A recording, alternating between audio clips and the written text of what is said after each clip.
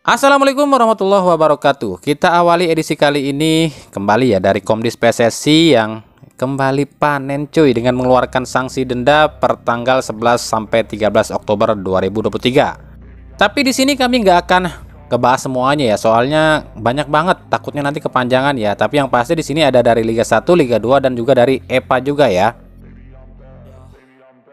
Yang pertama, PSS Sleman didenda 50 juta. Pelanggarannya adalah adanya flare yang menyala oleh supporter PSS Sleman saat laga lawan Dewa United. Tapi kok pelanggaran supporter away-nya gak diturunkan ya? Belum apa enggak nih?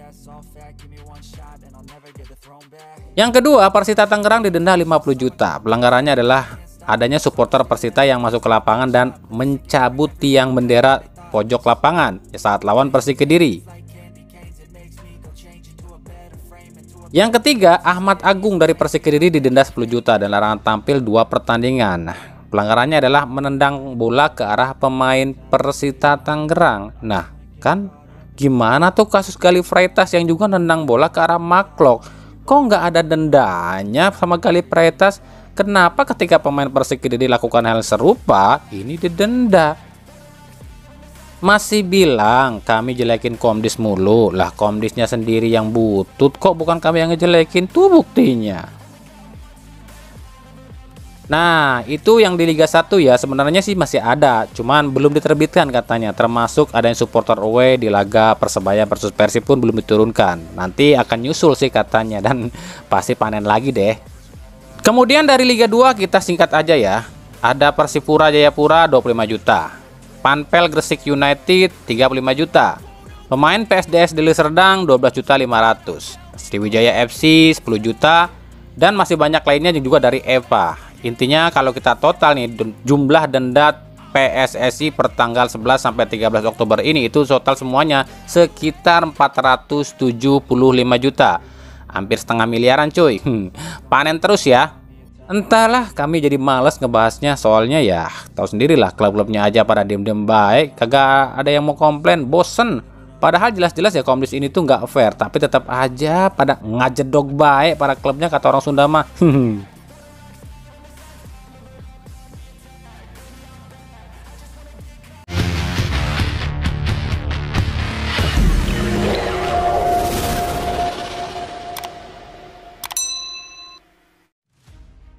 PSSI resmi mendukung Arab Saudi untuk menjadi tuan rumah Piala Dunia 2034. Hal ini tertulis di akun resmi PSSI. Nah, sekarang udah jelas dong jika apa yang dikatakan harian Sydney Morning kemarin itu berarti benar. Jika Australia ini memang mencoret Indonesia dari daftar calon tuan rumah bersama Piala Dunia 2034 dan memilih Malaysia dan Singapura. Tapi akhirnya justru FIFA yang mencoret Australia dari daftar tuan rumah dan diberikan jatah tuan rumah ini pada Arab Saudi. Indonesia sendiri kabarnya akan ajukan sendiri jadi tuan rumah Piala Dunia pada tahun 2038 dengan syarat ranking Indonesia sudah ada di 100 dunia. Jadi Indonesia nggak akan bagi-bagi jatah dengan negara lain, sebab sesuai infrastruktur Indonesia seharusnya bisa jadi tuan rumah sendiri tanpa harus bergabung dengan negara-negara lain di ASEAN. Ya wes lah. Jadi harapan Indonesia untuk masuk Piala Dunia itu ya cuma sekarang. Kalau Indonesia ini mampu lolos grup F kualifikasi Piala Dunia 2026 ya, ini jadi satu-satunya kesempatan Indonesia masuk Piala Dunia. Tapi kenapa ya Erick Thohir ini kok nggak ngotot ajukan bidding agar tetap Piala Dunia 2034 ini digelar di Australia dan Indonesia? Apa karena Eto'o ini mau mundur dari PSS? Ini sebab kabar terbaru yang kami dapat, salah satu calon presiden yakni Prabowo Subianto resmi menunjuk Erick Thohir sebagai calon wapresnya. Kalau benar Eto'o maju jadi cawapres, ya berarti selama ini memang benar dong kalau Eto'o ini lagi cari pamor biar mulus jalannya di Pilpres. Tapi kami pastikan ini semua belum resmi diumumkan loh ya.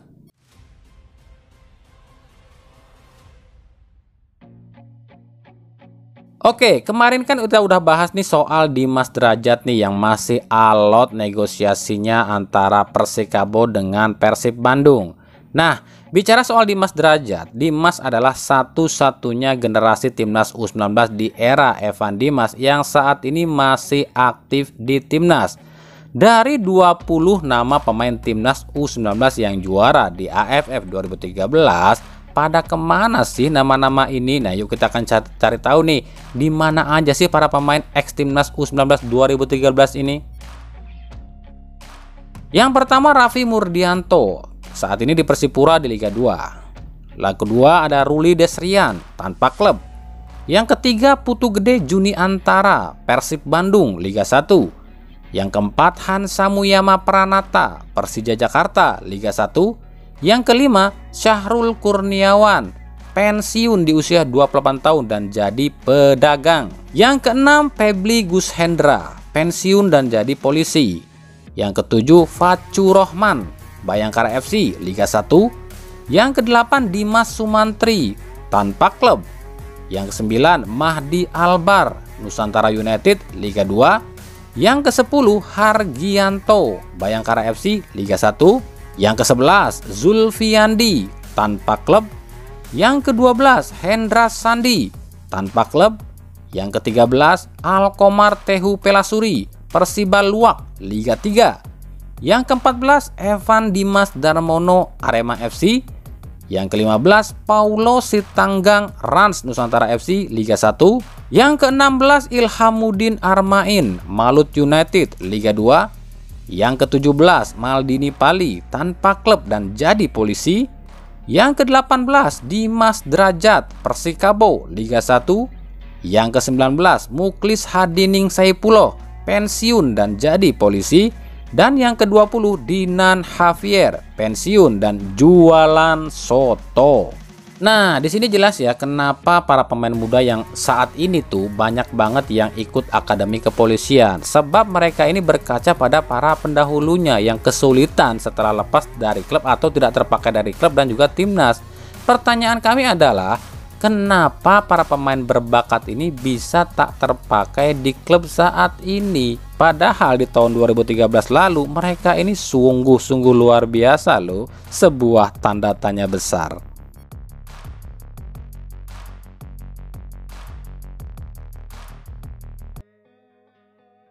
Lanjut kita ke berita klub. Dari Bali United, setelah dirumorkan akan membidik gelandang Persib Bandung Abdul Aziz, kini Bali United pun dikabarkan membidik punggawa Persija dan Persebaya. Dari Persija ada nama Tony Sucipto dan dari Persebaya ada nama Alwi Slamet. Hal ini diungkapkan pelatih Bali United Stefano Cugura. Kami memang kekurangan pemain, setidaknya kami butuh 3 pemain baru sebab kami kehilangan Made Tito, Sidik Saimima dan Nyoman Adi. Jadi kami sedang upayakan datangkan 3 pemain baru. Ya nanti kita umumkan, yang pasti mereka sudah kalian kenal, ujar Stefano Cugura. Untuk Abdul Aziz sendiri, jika pun dilepas oleh Persib mungkin hanya sebatas pinjaman sebab kontrak Aziz masih cukup lama di Persib. Sementara Alwi Slamet, nah ini yang susah nih sebab di laga lawan Bali United saat ini saja Alwi ini nggak diboyong atau nggak dibawa Persebaya ke Bali. Dan ada rumor memang Alwi ini akan dilepas. Sementara Toncip, ya kita tahulah kemungkinan akan dilepas sebara pemanen oleh Persija Jakarta.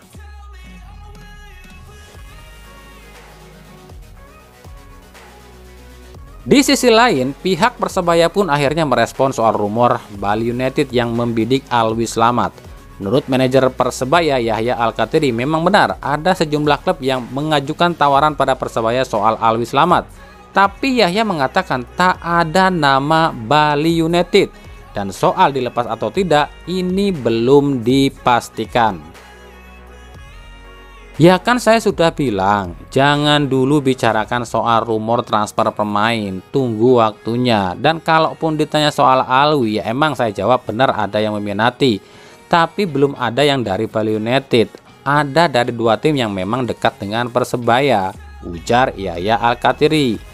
Nah, kira-kira tim mana yang dekat dengan Persebaya dan kemana nih Alwi akan pindah nih? Persikabo atau Persib nih?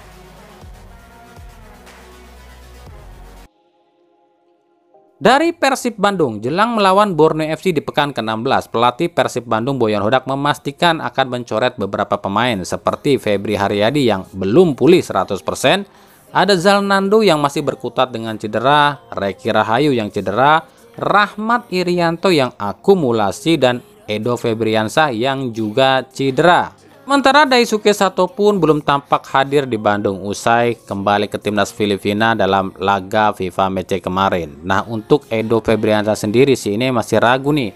Sebab di timnas pun Edo nggak dimainin sebab karena tahu nih Edo ini katanya cedera saat latihan di timnas. Tapi untuk Maklok sendiri, Boyan Hodak memastikan kalau Maklok ini akan tetap main di laga ini. Laga ini sendiri akan menjadi laga pembuktian bagi Levi Madinda apakah masih pantas dipertahankan atau justru dilepas dan digantikan oleh Tyrone Del Pino. Sebab ada rumor jika manajemen Persib ini akan tetap memilih Tyrone Del Pino dengan 3 alasan. Alasan yang pertama adalah kontrak. Jadi si Tyrone ini kan kontraknya sampai 2024 yang artinya Persib ini nggak mau keluar duit buat bayar kompensasi kontrak Tyrone kalau si Tyrone ini harus diputus kontrak. Sementara Levi ya nggak bakal rugi apa-apa kan cuma pinjaman. Yang kedua pernyataan Tyrone yang bilang dirinya ini fit 100% dan tak akan gampang cedera lagi dan kalau dirinya cedera lagi maka dirinya siap langsung dipecat oleh Persib. Yang ketiga permintaan Alberto Rodriguez yang ingin memiliki rekan satu negara yang bisa diajak ngobrol. Nah makanya Levi ini kudu tunjukin semua kemampuannya nih. Sebab tetap ujung-ujungnya mah pelatih juga yang nentuin. Kalaupun manajemen ini sukanya sama Tyrone tapi Hodak sukanya sama Levi ya tetap ujung-ujungnya Levi yang dipilih.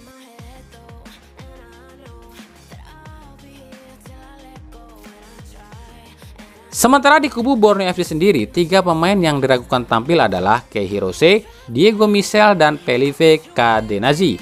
3 pemain ini emang cedera sejak pekan lalu. Tapi beda cerita saat menghadapi Persib Bandung. 3 pemain ini mengaku akan berjuang sembuh dan bisa tampil saat menghadapi Persib Bandung. Nah, benar kan? Kami sering bilang tim manapun dan pemain manapun pasti punya motivasi ganda saat melawan Persib. Kenapa ya? Apa bedanya dengan tim lain? Kenapa kalau lawan Persib para pemain dan klub ini tuh ngotot banget dan sangat berambisi banget? Sampai-sampai yang cedera aja pengen sembuh buat lawan Persib. Aduh.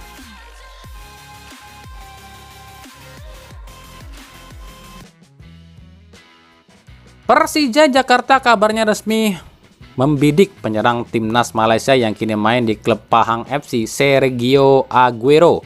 Aguero akan diplot untuk menggantikan posisi Oliver Bias sebagai slot ASEAN Persija. Tapi jangan salah, Persija harus bersaing nih dengan beberapa klub yang juga meminati Aguero seperti Dewa United, Rans, Arema, Persik Kediri, dan Persib Bandung. Bahkan uniknya Aguero sudah memfollow akun Instagram bos Persib Teddy Cahyono. Apa ini artinya Teddy Cahyono ini udah bergerak duluan nih buat bidik Aguero? Nah lo, kira-kira siapa ya yang akan dapatkan Aguero? Hihi.